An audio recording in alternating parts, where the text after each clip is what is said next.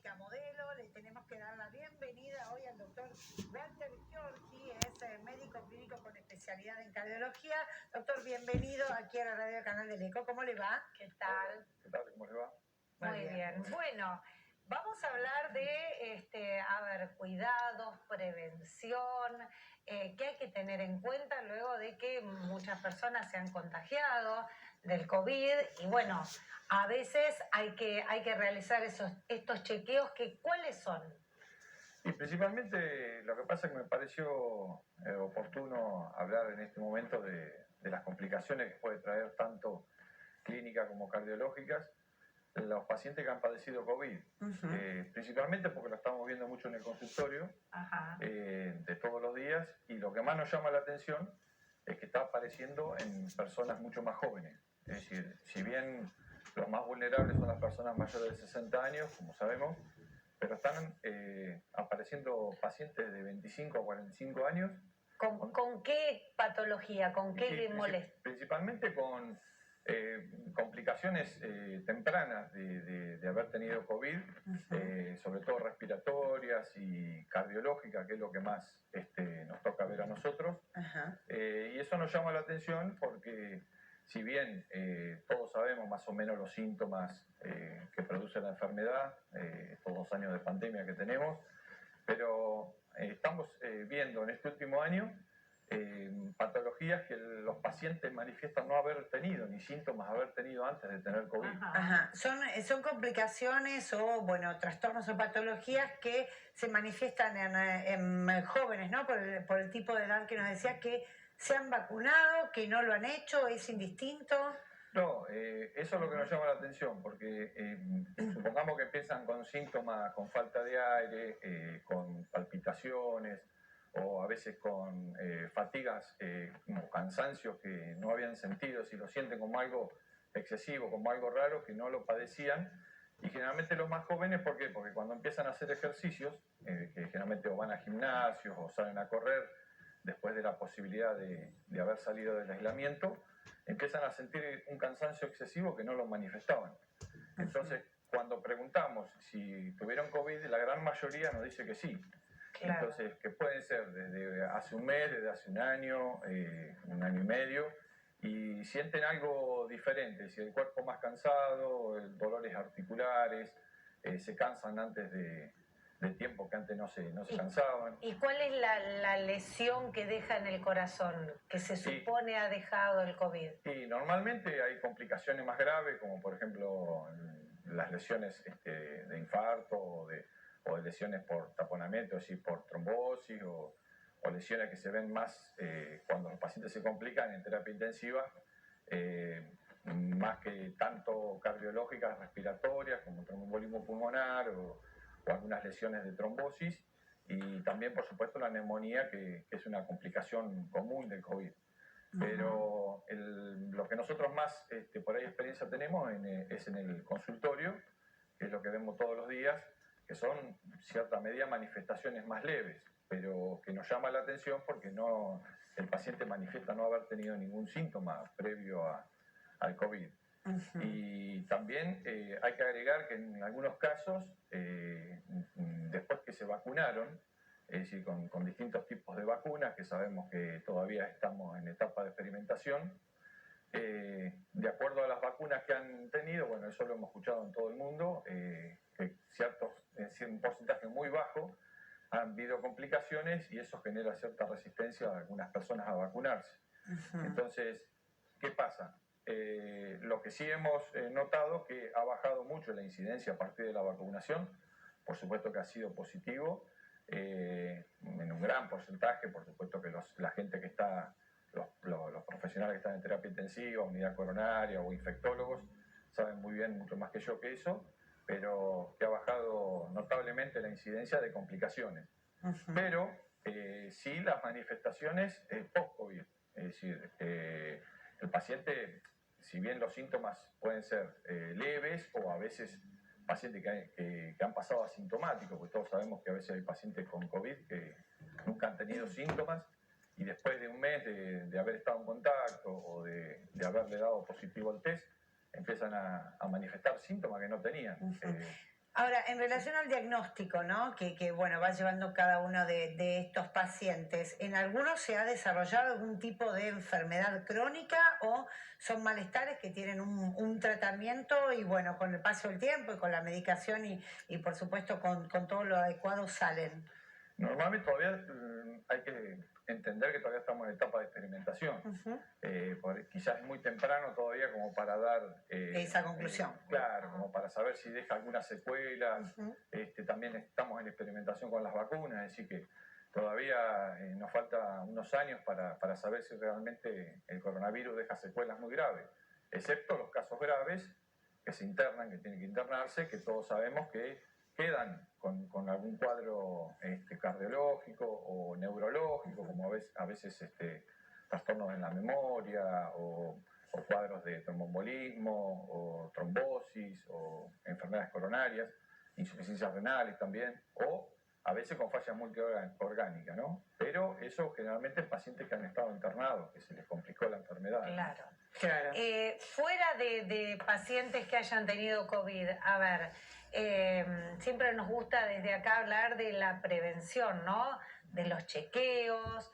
Bueno, entre los chequeos como médico clínico, el tema del corazón, también hay que hacerse chequeos. ¿A partir de cuándo, de qué edad, con qué frecuencia? Bueno, lógico que siempre vamos a recomendar que los chequeos no depende de la edad, sino también el hecho de que todos los pacientes tienen que controlarse.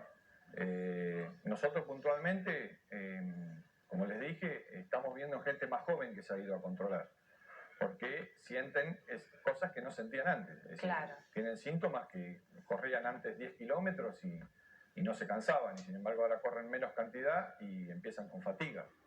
Aparte de dolor y otras manifestaciones que no tenían, palpitación, etcétera, etcétera. Y todo esto ha sido, digamos, por COVID, no tiene que ver un poco también con, no sé, con la vida, con la rutina, con el estrés, con los problemas económicos que por ahí, claro.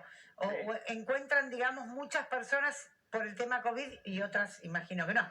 Claro, lo que pasa es que en el caso puntual es lógico que el estrés influye mucho, el momento de la vida, la situación económica, la época del año, es decir, hay distintos factores, pero coincide que la gran mayoría, cuando nosotros le preguntamos si tuvieron COVID, coincide en un gran porcentaje. Entonces, por eso más nos llama la atención. Entonces, lógico que la idea cuál es, que la gente se controle, claro, con un estudio de laboratorio, radiografía, de tórax y electrocardiograma, que es lo base de la rutina, en forma cotidiana, pero puntualmente nos ha llamado la atención eso, que claro, ha aumentado los controles y está bien, después de 2 años lógico, de estar aislados, etcétera, etcétera. Claro, tal vez la medicina clínica sea una de las pocas que tienen esa primera visita al médico, ¿no? Porque a partir de allí, bueno, surgen las distintas derivaciones. ¿Cuál es la importancia, doctor, de esto, de realizar la primera visita, teniendo en cuenta que hay mucha gente que tiene temor, que hoy te dice, no voy al médico a ver si me encuentra algo? Digo, ¿cuál es la importancia, muy común claro, de acercarse al médico clínico? Claro, generalmente nosotros en cierta medida somos el primer eslabón de la consulta de un paciente. Los pacientes dicen, quiero hacerme un chequeo general, por ejemplo, y nosotros le pedimos una serie de estudios y de acuerdo después a los resultados de esos estudios los derivamos a los distintos especialistas. Claro. Es decir, tratamos en lo posible de trabajar en conjunto, en equipo con el resto de los colegas que se dedican exclusivamente a ciertas patologías, pero en realidad la primera visita la hacen con nosotros y bueno, depende también el médico que sugiera tal o cual estudio de acuerdo a los síntomas que refiere el paciente o como un chequeo general, donde vamos a detectar las distintas patologías. Entonces, en cierta medida es una manera de prevenir a que sucedan complicaciones en el futuro. Claro. ¿Una vez al año está bien? Sí, si el paciente, generalmente nosotros, si no tiene ninguna patología que nosotros detectemos o que tenga enfermedades previas, generalmente les decimos que hay que hacerse un control anual. Si se detecta alguna enfermedad, si es algo leve, le decimos cada 6 meses, depende Claro. cada paciente, pero en realidad una vez por año es lo cotidiano. Lo ideal, claro, porque si se encuentra algo, tal ya cual. Está a tiempo, digamos. Y sí, porque en cierta medida lo que uno trata es de no atender pacientes enfermos, sino de prevenir las enfermedades. Exacto. Lógico. Y imagino también, doctor, que a medida que uno, como paciente o como individuo avanza, ¿no? en su edad, allí cuando va a un médico clínico, la batería de análisis, de estudios Que van se piden, aumentando, cada van año te van aumentando, aumentando ¿no? un poquito más. Claro, porque es lógico que también sabemos que hay estudios generales para todas las personas y después hay estudios, por ejemplo, ginecológicos para las mujeres. Claro, o específicos. Claro, específico la parte de próstata para los mayores, etcétera, etcétera. Pero en general la rutina de laboratorio o de placas o de electro se le hace a todo, tenga la edad que tenga. Y a partir de ahí se va bien. ¿Es verdad que los hombres son un poco más reticentes a la hora de la prevención? Sí, generalmente la gran mayoría de las consultas son de mujeres, o que a veces traen a los hombres, Claro. a los maridos. Obligados. Obligados. Y generalmente las que más siguen los tratamientos son las mujeres. Los hombres es como que a veces abandonan los tratamientos y sabemos que muchas de las enfermedades aparecen más tempranamente en los hombres que en las mujeres. Entonces, cuando ya vienen a la consulta están muy avanzados y muchas veces los médicos no podemos hacer mucho cuando en realidad el paciente por ahí tenía que haber consultado antes y lo dejó pasar y bueno, cuando ya llegan están complicados. Pero yo calculo que en un porcentaje de 70% son consultas de mujeres. Ajá.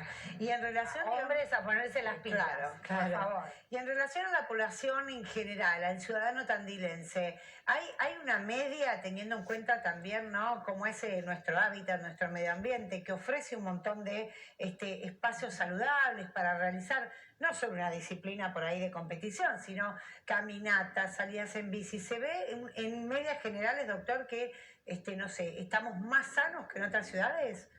No solamente eso, sobre todo porque Tandil ha crecido muchísimo y se realizan muchas actividades físicas, es cierto, de todas las edades.